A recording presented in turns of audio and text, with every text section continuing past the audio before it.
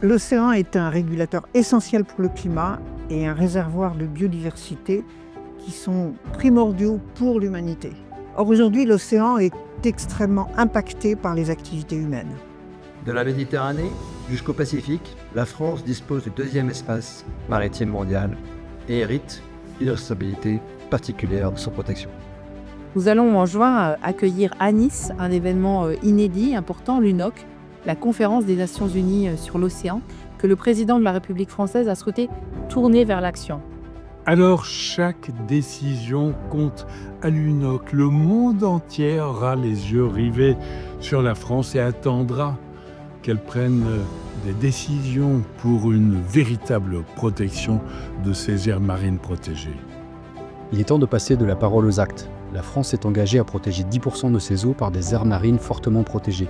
Mais aujourd'hui, cette protection n'a de forte que le nom et tolère encore des activités incompatibles avec la préservation des écosystèmes. La solution est simple. La France peut dès aujourd'hui s'aligner sur les standards internationaux et adopter la définition de protection stricte proposée par la Commission européenne.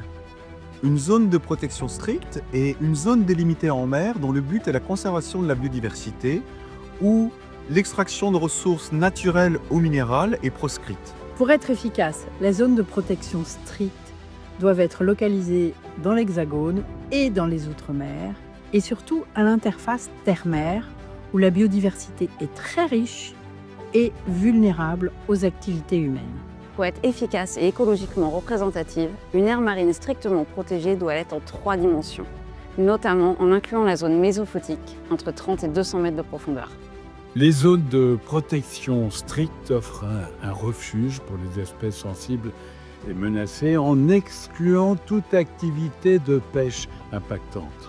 Grâce aux zones de protection strictes, les récifs coralliens peuvent retrouver leur vitalité, abriter une biodiversité exceptionnelle et continuer à jouer leur rôle dans la protection des côtes.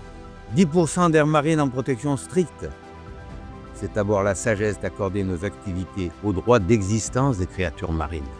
Les zones de protection stricte sont des sanctuaires et des réservoirs pour la biodiversité marine. C'est l'un des éléments de la bonne gestion des pêches, un élément indispensable pour une pêche vraiment durable au service des hommes et des territoires. L'UNOC doit amorcer un tournant décisif. La France doit montrer l'exemple et protéger strictement l'océan. Il est véritablement temps de protéger l'océan.